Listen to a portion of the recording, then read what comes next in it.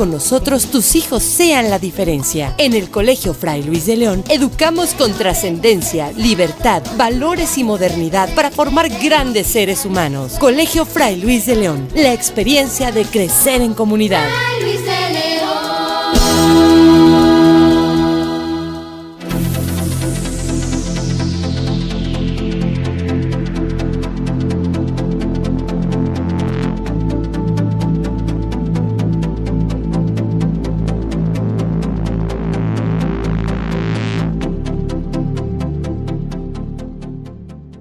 Saludos, bienvenidos a Valores de Acero. Saludos a todos los televidentes que nos ven a través del canal El Sembrador, ESNE, la nueva evangelización.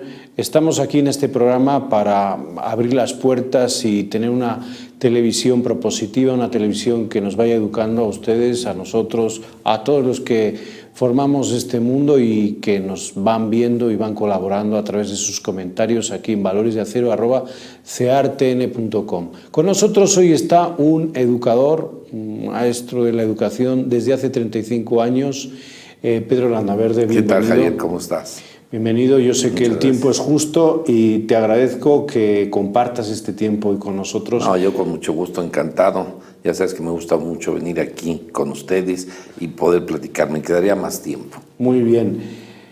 Valores en la educación. Yo sé que tú has escrito un libro, que es un libro que viene desde la práctica educativa. Sí. Hoy en día tenemos esto de los valores como algo que ya está en lo conversacional, ¿no? En lo diario.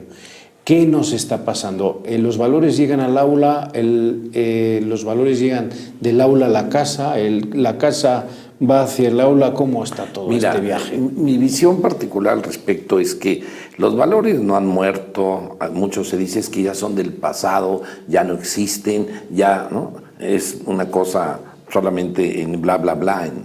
Particularmente pienso que los valores están vivos. Pero también pienso que los valores, yo he escrito este libro que lleva por título Educar con Valor, los valores.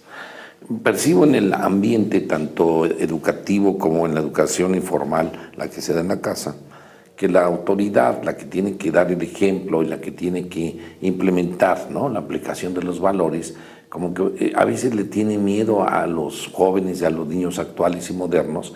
Por eso dice educar con valores. Valores para los papás y los valores es para los jóvenes.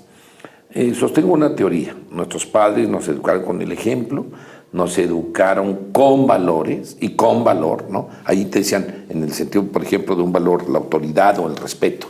No, y se acabó. Y no es educar con límites, es educar con el valor de decir no. Porque parece que a la sociedad contemporánea le da miedo a los papás decirle no a los hijos. Y entonces en un valor, podemos hablar del valor de la honestidad, de la laboriosidad, lo que tú quieras. Pero yo lo que propongo es llevarlos a una parte vivencial y práctica, en el día a día. Tú pregúntale a las personas, Javier, tú que tienes mucho contacto, ¿qué te dicen? Diles, ¿qué es la honestidad? ¿Qué crees que te digan que es la honestidad? Una persona transparente, sincera. Eso es lo que te van a decir. Sí. Y sin embargo, los filósofos del mundo contemporáneo contemplan a la honestidad en 3 dimensiones, con 3 elementos fundamentales, que dicen ser congruente entre lo que pienso, lo que digo y lo que hago. Porque yo no puedo decirme ser una persona honesta porque digo la verdad, según esto. Yo puedo decir la verdad, pero no puedo actuar a lo mejor congruente a esa verdad. Entonces, yo creo que los padres de familia y los maestros en el salón de clase, tienen que educar con el ejemplo, con valores reales, vivenciales y prácticos. Y los padres de familia, por otro lado, igual. Ahora, ¿a quién le toca, desde mi perspectiva, educar los valores realmente? A los padres de familia. A los padres no pueden renunciar a ese trabajo, no pueden endosarle una factura en blanco a la escuela y tú edúcalo en valores. La escuela tendrá que ser congruente y fortalecer los valores. Uno de los grandes retos de la educación moderna es que, claro, lo que es un valor para uno, para el otro es, no, el valor es universal. Eso no es que para mí sí, para ti no, desde mi punto de vista. No sé qué opines tú, pero ahí es donde empieza la polémica y la controversia en este asunto. Hoy se habla de valores humanos, se habla también de valores cristianos. Yo quisiera que abordásemos este tema, ¿no? Al final un valor cristiano es también un valor humano. Si le damos ese otro matiz moral o ético. ¿Cómo tú desde la educación de todos estos años de experiencia, todo esto, hay una crisis de autoridad que nos acabas de decir, cómo lo aplicas realmente a lo que es una educación católica?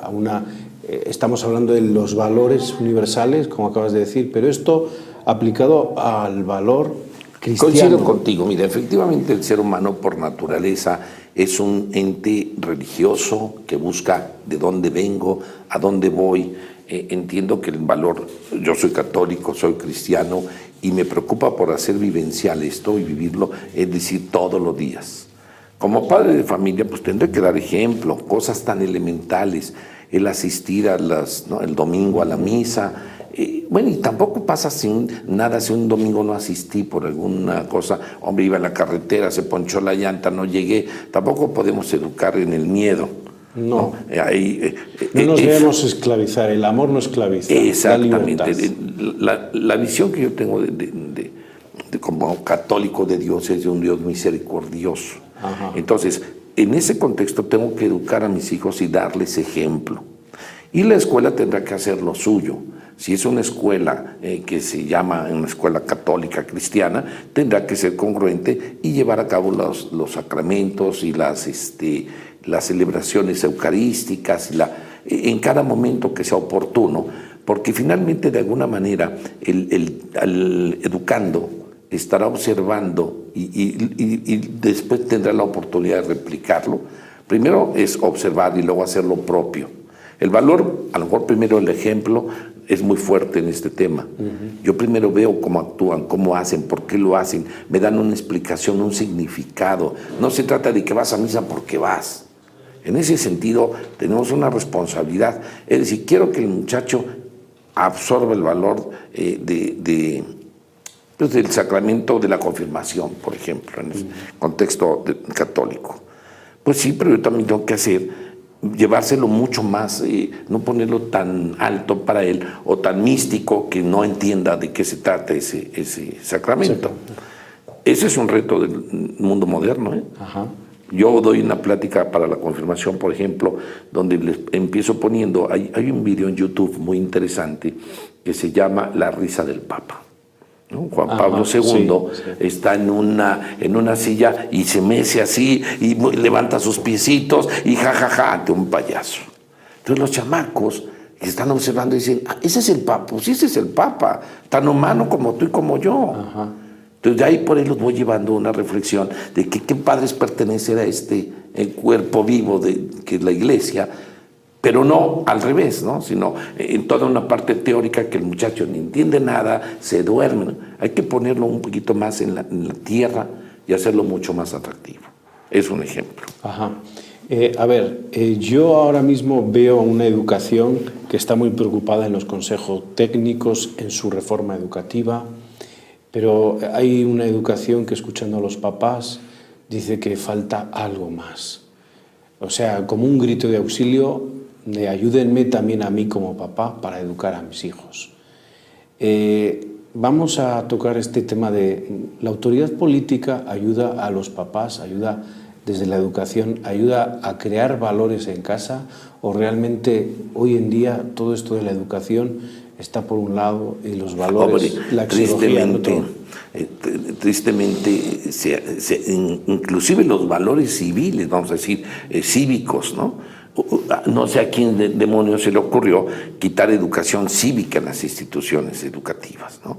Entonces, si hablamos de valores universales, no valores estrictamente religiosos, yo creo que dimos un paso para atrás con esto de la reforma y tendremos que revisar el tema para poder decir, oye, el simple valor a ser un ciudadano, a convivir en una sociedad, al respetarnos en una sociedad, al entender el origen de dónde viene toda la Constitución, qué fundamentos tuvo, eso se ha perdido en la educación básica, tristemente. No hablemos en la educación superior, pareciera que ya son grandes y ya no hay que formarlos y educarlos. Yo sí percibo que la educación en su contexto, a partir de la reforma, que finalmente tampoco ha habido tal reforma. Para mí particularmente la reforma fue estrictamente administrativa, me estoy saliendo un poco del tema, pero no hay una reforma en los contenidos, ni en los planes de estudio, ni en los programas. Entonces, yo sí creo que las autoridades han olvidado esa parte y tendrían que retomarla. Hoy por ahí hay un movimiento que está queriendo resurgir, hablando de valores del respeto, de la convivencia. En las escuelas se ha gestado tristemente, y no es exclusivo en las escuelas, en la sociedad, este fenómeno del bullying. Eso responde solamente a una carencia de valores. Eso responde a una carencia de decir, tú a mí no me importas y yo te pisoteo y yo voy por arriba de ti, ¿no? Y fíjate qué interesante, Javier, lo que yo he podido observar es que en una estadística los que más hacen bullying en las instituciones educativas son los niños de puro 10 o los más sobresalientes, los que se llaman los más seguros en general, no todos. Entonces, nuevamente te repito, yo sí percibo una carencia de valores, como políticamente, como autoridades se han olvidado. Qué bueno que hay instituciones que sí están cuidando ese tema y van compaginando los valores morales con los valores religiosos y los valores sociales. Seguimos aquí con Pedro Landaverde. Vamos un momento con Eloy Saavedra para que nos comparta las 5 noticias más importantes de la Iglesia Católica que han ocurrido en esta semana y enseguida regresamos aquí a Valores de Acero.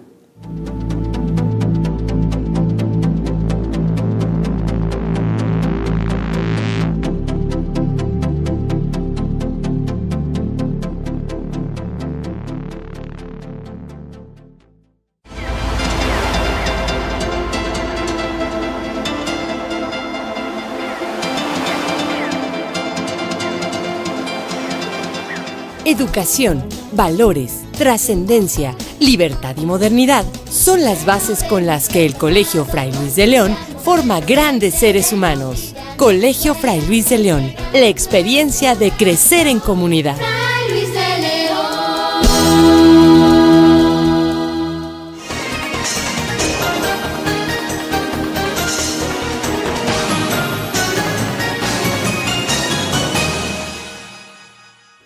Gracias por continuar con nosotros. Bienvenidos a una emisión más de su noticiero Las 5 del Hoy. Como cada semana tenemos la información más relevante del mundo de la fe católica. Yo soy Eloy Saavedra. Comencemos con buena información. Iniciamos con una noticia muy importante. La ideología de género contradice el plan de Dios, afirma el Papa Francisco. La creación del hombre y la mujer con el sacramento del matrimonio son un gran don que Dios ha hecho a la humanidad. Durante su explicación, Francisco alertó contra la llamada ideología de género o teoría del género, que mostró una serie de preocupaciones que se derivan de ella. Puso también una tarea para todos los creyentes y sobre todo para las familias, mostrar la belleza de la alianza del hombre y la mujer y vivirla en el bien. El Papa también recordó que el libro del Génesis, donde leemos que Dios, después de haber creado el universo y todos los seres vivientes, creó la obra maestra, es decir, el ser humano, que Él hizo a su imagen. Se llevó a cabo la 9ª reunión del Consejo de Cardenales. La reforma de la curia fue el tema central de la 9ª sesión del Consejo de Cardenales C9, iniciada el pasado lunes 13 de abril. El padre Lombardi explicó que los trabajos relativos a la reforma de la curia se concentraron en la metodología a seguir para los trabajos a lo largo de 2015 y 2016. Asimismo, señaló que en estas reuniones se trató de modo especial la institución de 2 nuevos dicasterios como son Caridad, Justicia y Paz, y el segundo, Laicos, Familia y Vida. El Consejo también abordó los temas de la reorganización de los medios de comunicación vaticanos y la protección de los menores como responsabilidad de la Iglesia. Y siguiendo con la información, que la Iglesia en Kenia sea instrumento de reconciliación, justicia y paz, pide el Papa Francisco. A pocas semanas del asesinato de 147 jóvenes universitarios en una universidad de Kenia a manos de terroristas islamitas de Al-Shabaab, los obispos de la Conferencia Episcopal de este país fueron recibidos por el Papa Francisco con motivo de su visita ad limina. El Papa subrayó que la Iglesia en Kenia debe ser siempre fiel a su misión como instrumento de la reconciliación, la justicia y la paz. El Papa alentó a los prelados a seguir ayudando y fortaleciendo a todas aquellas familias que sufren a causa de los matrimonios rotos, infidelidades, adicciones o violencia. Por último, rezó con ellos para que el próximo jubileo de la misericordia sea un tiempo de gran perdón, sanación, conversión y gracia para toda la Iglesia en Kenia. Y en otra información, interesante noticia, la Fraternidad Seglar de Querétaro lleva esperanza y escucha a personas de los hospitales de la ciudad.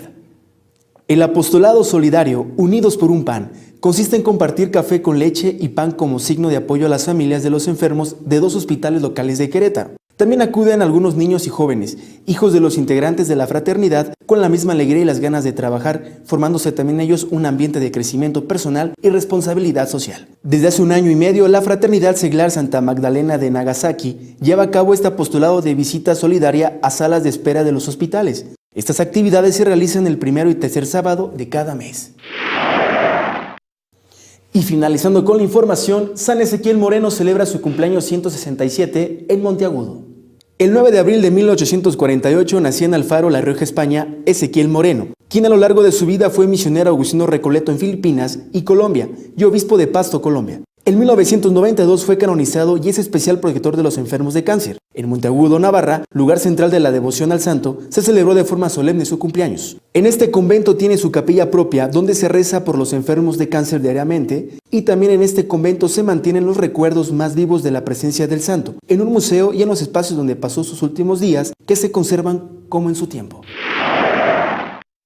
Hasta aquí la información más relevante del mundo de la fe católica. Recuerden mandarnos sus comentarios y escribirnos a nuestro correo las5noticias@cartn.com. Yo soy Eloy Saavedra, no se despegue porque regresamos con el Padre Javier a Valores de Acero por ESNE El Sembrador.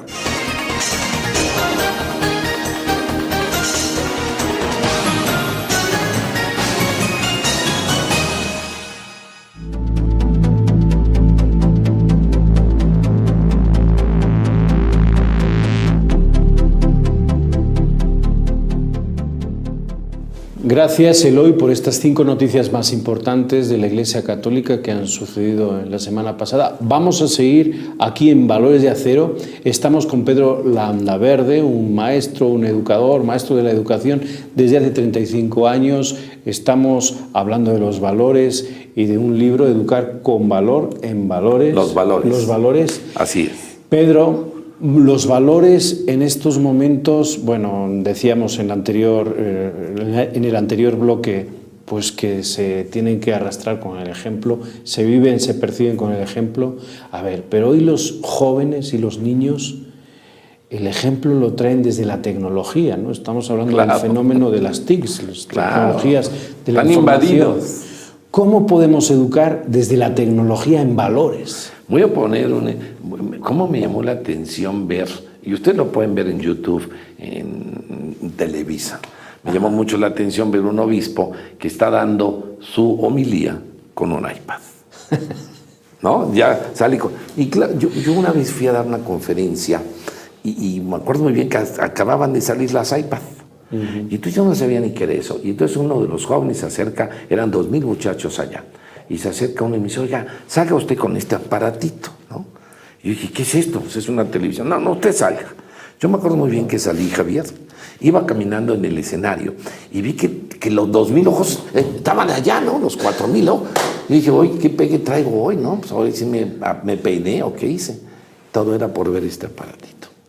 Al final me dijeron, mire, no sabemos si su conferencia estuvo buena o mala, pero me deja ver su aparatito, ¿no? Este tipo de aparatos, que no son aparatos del demonio, ¿no? Alguien diría la competencia, no, son aparatos que son herramientas. Tristemente, están demasiado informados los chamacos.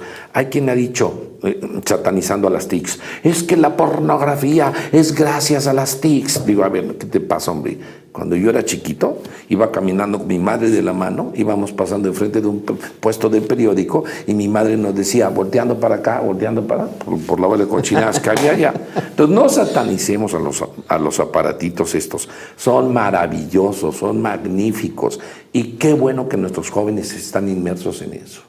Por eso también podemos ponerles contenido, si queremos en el contexto religioso, canciones modernas para estar mandarles la homilía. Yo tengo un amigo, un sacerdote, que me manda su podcast, el padre César Corres, que yo no me lo pierdo y oigo la homilía gracias a este aparatito.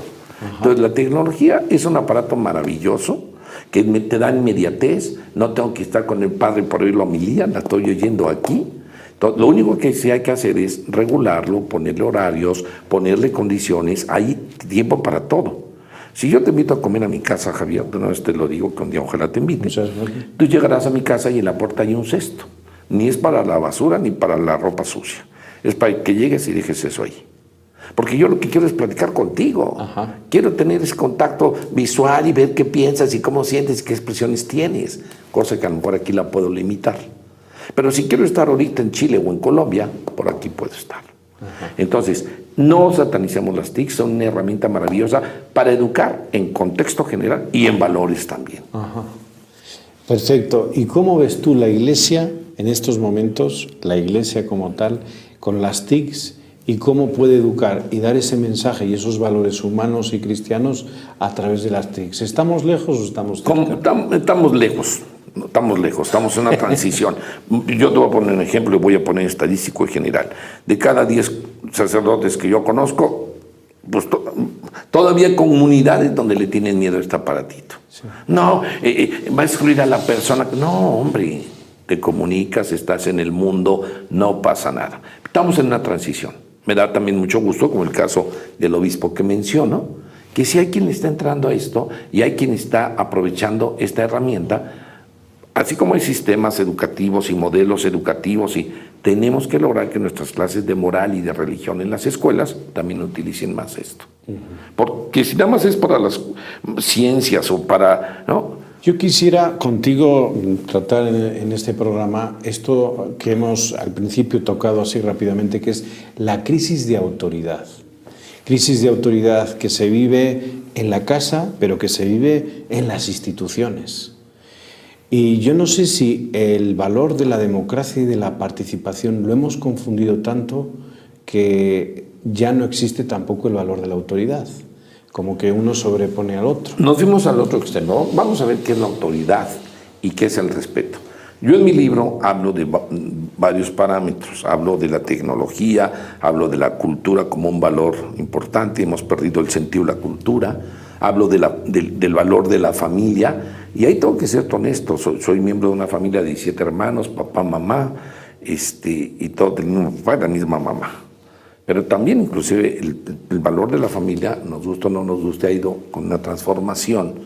A lo que yo digo, a ver muchachos, también volteen a ver que el abuelo, el tío, también son familia, ¿no? Hay que fomentar el valor de la familia en cualquiera de sus ámbitos. Claro que queremos el tradicional y el convencional, y por eso tenemos que luchar. Pero no podemos alejarnos de la realidad, porque si no perdemos y automáticamente... En alguna conferencia una señora me dijo, su conferencia me gustó mucho, pero no nos incluyó a nosotros los que tristemente por alguna circunstancia ajena ya no tenemos un matrimonio, ¿no? Y dije, pues la mitad de la población está en eso. Uh-huh. Bueno, entonces, a tu pregunta, yo te diría que sí, la autoridad, hay que educarlo desde chiquitos. Ayer yo estaba en una escuela dando una conferencia donde le dije, papás, por favor, el tema del respeto a la autoridad no se lo dejen a la escuela. Ustedes son los pilares, estaban puros papás de preescolar. Y ustedes, nosotros somos producto de lo que nos educaron de los 0 a los 8 años. Los hábitos se incluyen ahí, el respeto se incluye ahí. Y no le tengan miedo a hacer hijos diferentes, ese es el tema, que estamos teniendo miedo a hacer hijos diferentes. Ejemplo particular. Mamá, es que todas las del colegio van a ir, todas. Ay, qué bueno, hija, vas a ser la única que no. Racionalmente, pueden ir todas, pero a lo mejor van a algo en que no es conveniente que tú vayas, racionalmente. Que la sociedad, sin tener líderes, ha estandarizado y entonces todos tienen sentido de pertenencia. Nos hemos ido al extremo de la autoridad. Yo creo que, mira, cuando éramos chiquitos, yo a los mamás, por ahí hubo un pedagogo loco que dijo que a los niños ni un manacito, un manazo no les va a pasar nada. Yo en las conferencias, los papás se ríen mucho, les digo, a ver, levante la mano a quien no le dieron un manazo. Pues nadie la levanta. Y le digo, pues así traumados, pues no los veo, ¿no? Los veo normales. Hemos perdido el sentido. A un chiquitín le das un manazo y se acabó. Y lo va, ¿no? Y luego van creciendo y les llaman la atención y ya no te voy a querer. No, sí, hombre, sí te quiere, no personalices. Van creciendo, les llaman la atención en el sentido de la autoridad y ya no te voy a hablar. Ay, qué descanso, como no se me ocurrió antes, ¿va? Ahora me vas a oír qué te voy a decir. Van creciendo y me voy de la casa. Y con lo puesto y por pudor, ahora circulando, vámonos, ¿no? Cuando vean cómo comen, cómo huelen y cómo, ¿no?, te los van a regresar. Entonces, los papás tienen miedo voy a decir la palabra, no me gusta, implementar la autoridad, es decir, imponer. Tienen los papás que imponer la autoridad. Así nos lo hicieron a ti y a mí. Y aquí estamos, y así. A mí me dieron alguna vez una nalgada y no pasó nada. ¿Y por qué hay todo este eufemismo como tú muy bien has dicho, bueno, de vez en cuando un manazo? Un buen chiquillo. Sí, yo me acuerdo de unas declaraciones que hizo el Papa Francisco, no sé si... A ver, cuéntame. Bueno, el Papa Francisco dijo que de vez en cuando los chiquillos necesitan una nalgada, ¿no? Y no pasó nada. Se le vino los medios de comunicación, que el no Papa caso, a favor no de la violencia. ¿Por qué hay este eufemismo en la sociedad? Vamos a decir, entre comillas, hipocresía. Porque nos hemos ido al otro extremo. Los papás le tienen miedo a los hijos, los saturan de bienes. Otro valor. El valor es que ellos les cueste trabajito ganar lo que tienen. Ese es el tema. Muy bien, Pedro. Oye, habría mucho más que decir. Sí, muchísimas gracias. Gracias. Es el espacio que tenemos. Gracias a ustedes. Gracias por estar aquí. Un placer, como siempre. Igualmente. Esta es tu casa. Y hasta la próxima.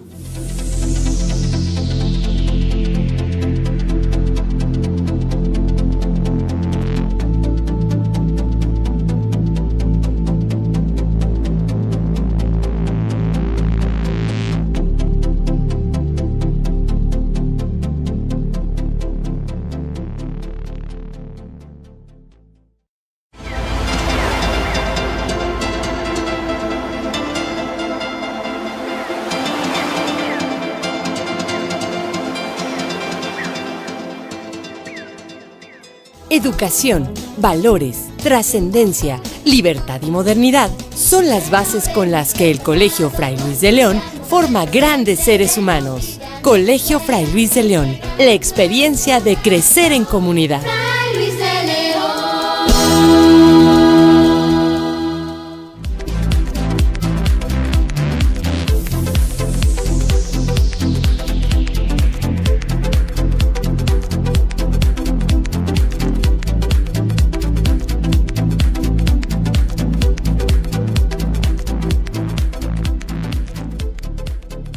Amigos del Cuarto Invitado, bienvenidos. Es un placer tenerlos aquí con nosotros esta tarde de cafecito.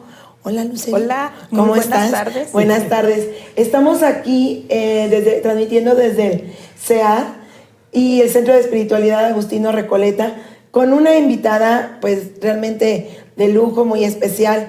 Le agradecemos que esté aquí la Madre Nati, la Madre Natalia de Santos Pérez, directora de la Casa de Jesús, aquí en Querétaro.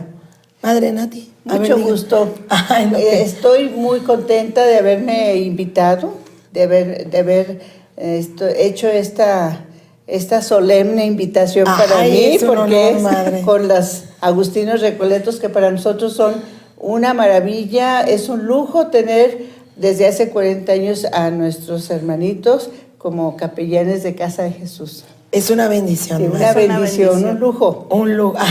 No, qué hermoso. Sí, Estamos muy honradas con tenerla entre nosotras. Así Es de es. casa, es nuestra hermana queridísima. Así Claro es, que sí. es de Igual, casa, madre. Igual. Sí. Queremos empezar, madre, que nos platique, que le platique a la gente que nos ve. ¿Cómo comenzó? Estamos en el año de la vida consagrada y usted está consagrada. Claro. ¿Cómo comenzó su vocación? Un poquito de esa historia personal, Madre Nati. Sí, bueno, yo soy la segunda de la familia de Santos Pérez y mi padre siempre tuvo mucha confianza en mí. Él era, en paz descanse, ferretero, como de los primeros en Lagos de Moreno, Jalisco. Y entonces pues él me tenía suma confianza y me mandaba al banco, me hacía aquí, me hacía allá. Y sin embargo yo tenía siempre una espinita. Esto no me satisface tanto como hacer algo más, ¿verdad? Claro. Entonces le dije a papá, yo quiero hacer algo más. ¿Qué quieres hacer algo más? ¿Te pongo otro negocio, alguna cosa? Y dije, no, papá, yo quiero hacer algo más. Entonces en eso llega una hermana de las hijas del Sagrado Corazón de Jesús, la cual pertenezco yo a esa congregación, y me dice, señorita, ¿nos puede hacer favor de ayudarnos para construir una capilla? Dije, claro que sí, madre. Fui a la caja y cogí mucho dinero. Inmediatamente. Y que mi papá me ve y me dice, hija, nada más uno. Y dije, papá, pues ya lo cogí y se lo puse a la mano. Y luego le digo, oiga, Mari, ¿con qué puedo hacer para entrar a la congregación con ustedes? Y mi papá me voltea a ver como diciendo, ese es algo más que quieres. Eso es lo algo más Ya que sabemos quieres. por dónde va. Y me dice mi papá, dice, pues no, hija, piénsalo bien, tú tienes aquí un futuro, bla, bla, bla. Pues mira, me empezó a decir mi papá, chantajearme un poquito, y como era su niña de sus ojos, porque era la primera mujer de la familia, y bueno, me tenía suma confianza. En eso, bueno, pues ya, digo, papá, quiero irme con las madres. Pues a ver, ¿cuándo te puedo llevar? No, pues yo voy, papá. Bueno, ahí vamos. Dice, un jueves, antes se cerraban los jueves por la tarde los negocios por allá en Jalisco. Jalisco, sí. Y me dice mi papá, hija, vamos a León. Vamos a León. Yo, sí, papá. Y íbamos, que vamos por la calle donde estaba el convento y una de baches y todo. Aquí vas a estar en esta casa, en estos lugares tan bachientos. Acababa de llover. Mira nomás cuánto lodo y cuánto todo. Y yo, Calladita. Ya llegamos y bueno, me salió la madre general, que era entonces la madre Eugenia Padilla, y me dice, ¿qué se le ofrece? Digo, bueno, quiero saber de ustedes. Y ya me empezó a interrogar y ya le dije, madre, pues me gustaría ingresar con ustedes. Me dice la madre, pues si gusta quedarse de una vez. Que sí, madre, sí me quedo. Así sin nada. Así sin nada. Sin nada. Sin ropa ni nada. ¿Y su papá, madre, qué Mi papá se puso a llorar y era bien, pero bien duro para Bien llorar. de mi Jalisco padre. su papá. Sí. Y entonces dice, ¿te quedas, hija? Sí, papá, sí me quedo. Ah, pues ya te la verás con tu mamá. Y otro día iba mi mamá. Vámonos, hija, no puedes estar aquí. Le dije, no, mamá, no me voy. Yo tenía 15 años entonces. 15 años. 15 años. ¿Qué decisión, hermanita Lucero? ¿Qué decisión? ¿Cómo se encuentra esa vocación? Las niñas de ahorita no saben ni cómo se llaman a los 15 años. Y usted ya tenía una decisión de vida. Sí. Ya tenía mi novio. Ya tenía su novio. Noviando ahí al aventón, ¿verdad? Estaba saliendo con alguien. Sí. Qué barbaridad. Pero pues madre Nati. él no me interesaba tanto como algo más. ¿Y buscaba a quién? ¿Qué era algo más? A ver, defínanoslo. No me llenaba nada y decía yo, es algo más. Y entonces, pues bueno, ya llegando allí, a la casa de León, Guanajuato, estaba el Santísimo expuesto y ese era el algo más. Me llenó tanto ver Santísimo y las hermanas orando y con mucha devoción, con mucho respeto. Y no, hombre, dije, este es mi algo más. Pero Y fue un llamado, Así. súper llamado, Sí. que en cuanto entró no le cupo la menor duda que eso era. Sí, yo Pues dije, es un don muy grande. Sí, es un don. Sí, yo dije, Señora, aquí me quieres, ¿verdad? Aquí me quieres y aquí me quedo. Sí. Tenía 15 años. 15 años. En ese entonces.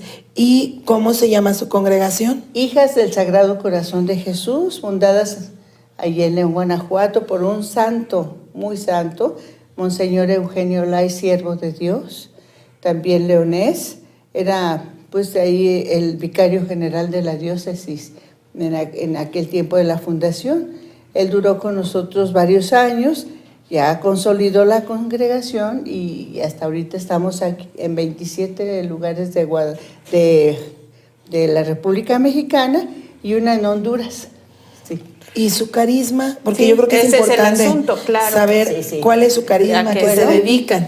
Como somos hijas del Sagrado Corazón de Jesús, nuestro carisma es la reparación, la expiación y el desagravio, animadas del espíritu de amor y sacrificio al Sacratísimo Corazón de Jesús por los pecados propios y los de todo el mundo. Y la misión es la orientación sociomoral de la mujer, la niñez, la juventud y la adolescencia que están en peligro de perderse. Esa es nuestra misión. Y aquí en Querétaro, concretamente, fue una de las primeras casas que se fundaron en tiempo de la fundación de nuestro instituto. Y por la enorme necesidad, me imagino, que había. Claro. Y que sigue habiendo, ¿verdad, Claro, hermana? claro. En 1920, plena revolución, 1920.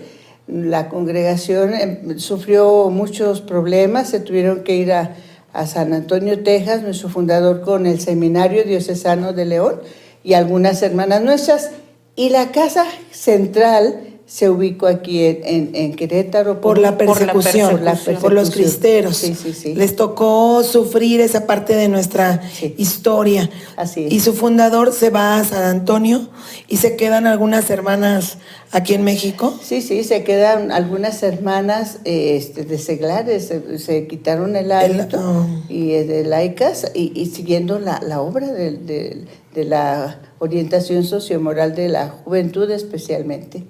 Y sobre todo en esas épocas tan complicadas y tan llenas de abuso, ¿no? Sí, y de veras, siempre será una obra completamente actual.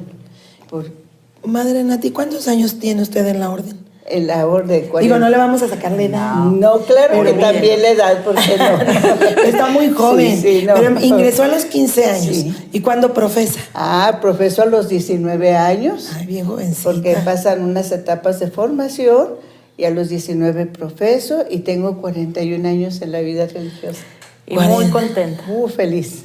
Feliz. Y así como soy feliz, quisiera que fueran muchas jóvenes actualmente, que fueran muy felices sirviendo al Señor en algo más. En algo más. Sí. Bien, es que actualmente la vida consagrada, pues, ¿no es una opción de vida? ¿O cómo ve usted, madre? Sí es una opción de vida, como también es una opción de vida el matrimonio, como también el celibato, sacerdotes, también la parte de las consagradas laicas, es una opción de vida. Y es una opción de vida que se da a través del llamado y la respuesta. ¿Se pide? Sí. Es que a veces no sé, se debe de pedir un buen marido, se debe de pedir una buena vocación. ¿Qué cree usted, madre? ¿Se debe de pedir? Bueno, a mi experiencia creo que se pide y el Señor está al pendiente, que es lo que queremos y sobre todo nuestra felicidad. Que nos veamos felices en el lugar en donde estamos, que nos sintamos felices en el lugar donde estamos, que seamos verdaderamente como fermento en la sociedad. Como levadura que crece y que fermenta. Claro. Hermana, ¿le parece que después del corte podamos hablar de estos 4 pilares que son fundamentales? Regresamos.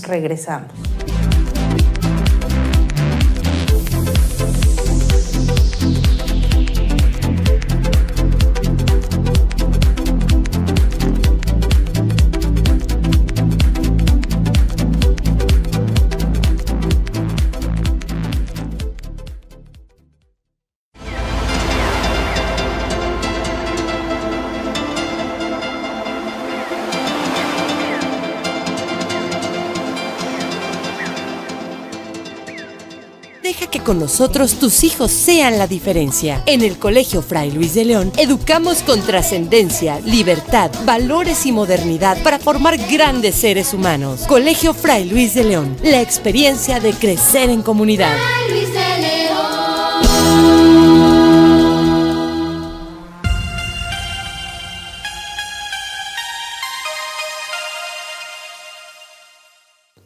Soy Enrique Guillarte de los Agustinos Recoletos, me da mucho gusto saludarles. En esta ocasión quiero hablarles de una obra de San Agustín llamada El trabajo de los monjes, llamada en latín De opere monacorum. Se trata de una de las obras donde San Agustín hablará de lo que es la vida monástica, contraponiéndose a un grupo de monjes que existían en Cartago, a petición del mismo obispo de Cartago llamado Aurelio. Este grupo de monjes decían que no querían trabajar y que no iban a trabajar porque necesitaban cumplir el precepto paulino de la primera carta a los tesalonicenses, donde San Pablo invita a todo cristiano y de una forma especial a todo monje a orar sin interrupción. Y como ellos decían que tenían que orar sin interrupción, no podían tampoco detenerse a trabajar. San Agustín, en la primera parte de la obra, a partir de los textos bíblicos que ellos manifestaban, ellos decían que así como las aves del cielo no hilan, no tejen, no siembran, ellos también tenían que comer de esa manera gratuitamente, sin tener que trabajar. San Agustín irá desmontando las ideas exegéticas incorrectas de estos monjes para hacerles ver su realidad y hacer ver que en la vida religiosa el trabajo es un elemento esencial, no solamente para que el religioso satisfaga sus propias necesidades, sino también para que pueda socorrer a las personas necesitadas con aquello que pueda sobrar de su propio trabajo.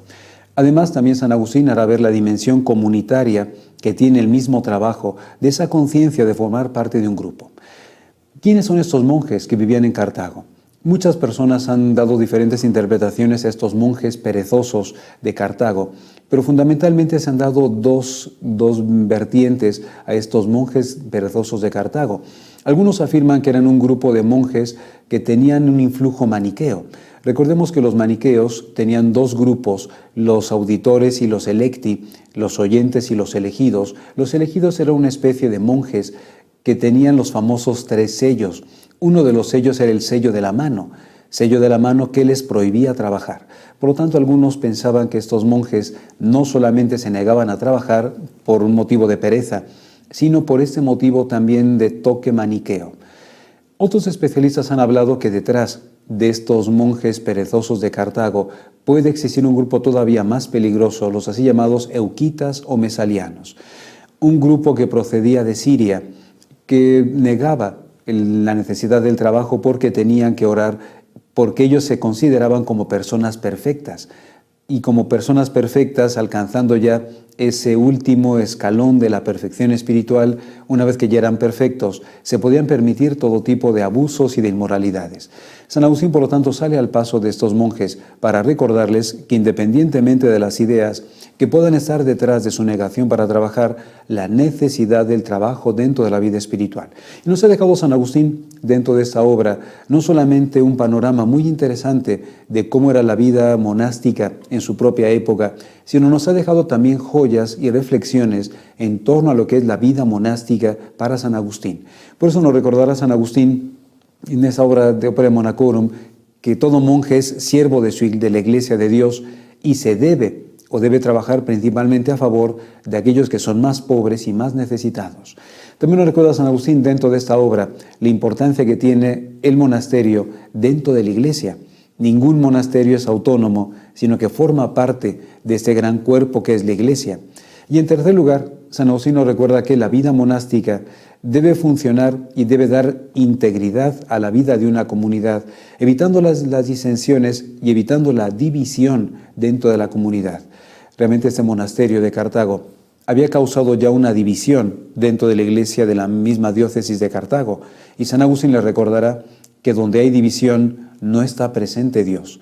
Por eso San Agustín les invitará a que depongan su actitud y que busquen la unión dentro de la iglesia de Cartago y no buscar un partidismo por sus propias conveniencias. Un detalle curioso, en esta obra San Agustín utiliza mucho el mecanismo del humor para poder mostrar los errores de estos propios monjes. San Agustín, como maestro, sabía que el humor y la broma pueden llegar a desenmascarar muchos errores y pueden hacer que la persona reflexione sobre lo que está cometiendo. Estos monjes de Cartago, dentro de sus propias ideas, solían llevar el cabello largo. San Agustín se burlará de estos cabellos largos, presentándolos como elementos muy comerciales, que ellos llevaban el cabello largo para llamar la atención de las personas, ganarse adeptos y de alguna manera seguir creando la división dentro de la iglesia de Cartago. Por eso al final de la obra San Agustín les dirá a estos monjes: ¿por qué no se cortan el cabello? Y si ustedes se cortan el cabello, verán cómo pierden muchos adeptos y cómo finalmente sus ideas pues decaen. San Agustín les hace ver a estos monjes sus errores, invitándolos a un elemento muy importante, la compasión. Dice San Agustín: si son monjes auténticos, tendrán compasión de mí, tendrán compasión de la iglesia de Cartago, depondrán su actitud y comenzarán a trabajar para manifestar que son siervos de Dios. Una obra, por lo tanto, interesante, donde San Agustín nos presenta algunas de sus ideas sobre la vida monástica. Soy Enrique Guíaz de los Agustinos Recoletos y me ha dado mucho gusto estar con ustedes.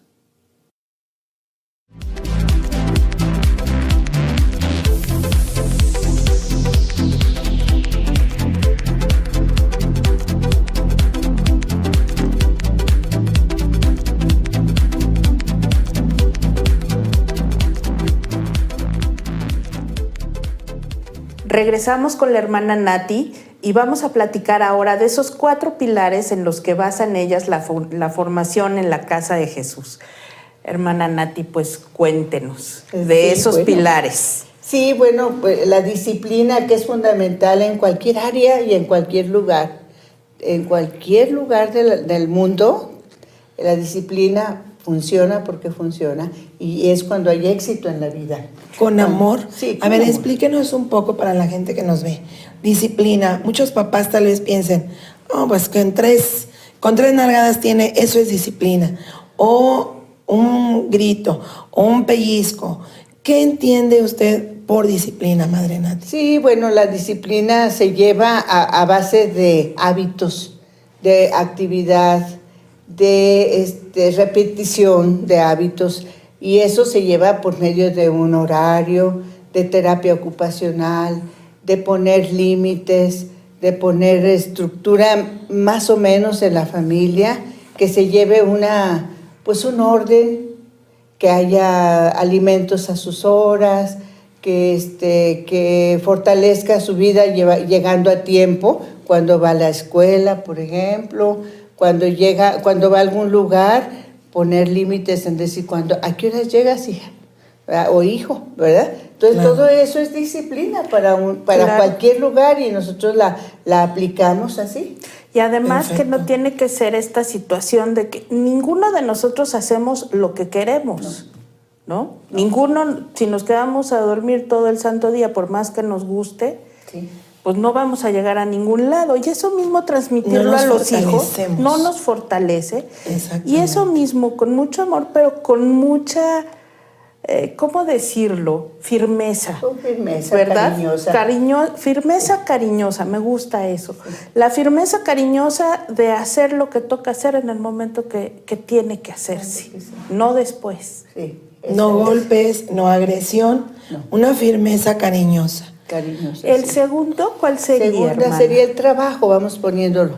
El trabajo, nosotros lo hacemos desde que se levantan por medio de un horario también. Conlleva con la disciplina el trabajo, ¿verdad? Uno se puede llevar con el otro y el otro no podemos separar. Bueno, el trabajo es tender tu camita, levantarte, lavar tu ropita más chica, su ropita interior, hacer un pequeño aseo de casa, hacer un oficio. Los oficios es, por ejemplo, rotar en cocina, hacer el aseo de comedor, lavar algunos uniformes de sus compañeras, planchar sus falditas, hay por equipos, se les va pasando. Perfecto. Cada 2 meses se le va pasando a las chicas por equipos y hay bisutería, hay taller de costura, hay taller de tamales, hay taller de repostería. Muy bien. Entonces ellas tienen mucho en qué ocupar su tiempo. Y que aprender. Y así las ayudamos nosotros a tener esa parte de saber trabajar con disciplina. Bien dicen que la ociosidad es la madre de todos los vicios. Y efectivamente ustedes atacan esa parte de mantenerse ociosas, pues no, es a tenerles actividad, que eso es otro buen consejo para todas las familias, porque igualmente en casa pues hay muchas labores que tenemos que hacer y más si trabajamos. Entonces esta costumbre de por lo menos salir todos de casa con la cama tendida, maravilloso, y el primero que llegue a ayudar a hacer la comida y después todas estas cosas que son fundamentales para que cualquier familia funcione, pues es un buen tip, hermana, que también agradecemos. Claro que sí. El siguiente es el estudio. Nosotros estamos con INEA, trabajamos la parte de primaria, secundaria y trabajamos también estamos en prepa en línea. Muy bien. Ellas entran por medio de una universidad en donde nos dan más baratito para los cuatrimestres. Entonces bien. Las chicas tienen esa posibilidad de hacer su preparatoria. De hacer su preparatoria. Y hay chicas que ya tienen 14 años y apenas están en primaria, precisamente por esa desorganización, esa disfuncionalidad familiar. Y se ayudan entre ellas. O sea, y esa ayuda, hace apoyo escolar. también entre ellas, la que no sabe leer y escribir, con la que ya sabe un poquito más. Tienen sus asesoras, tenemos 3 maestras, la maestra que asesora prepa, que es la hermana Esther María Muñoz, y 2 maestras laicas que asesoran secundaria y una laica que asesora la primaria. Pues Una gran eso labor. también es Sí. Fundamental. porque muchas veces es eso, ¿no?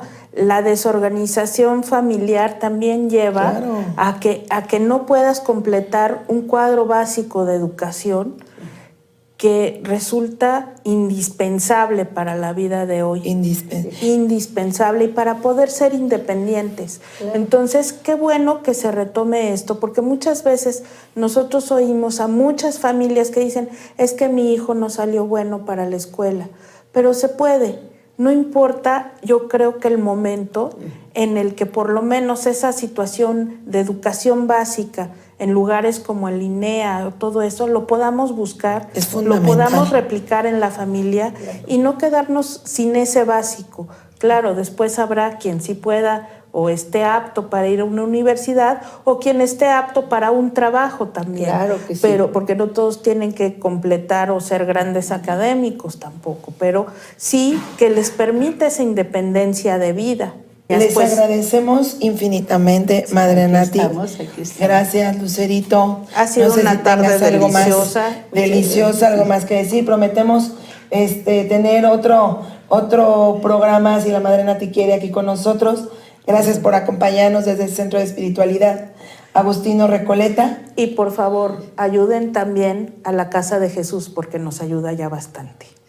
Gracias, hasta luego. Hasta luego.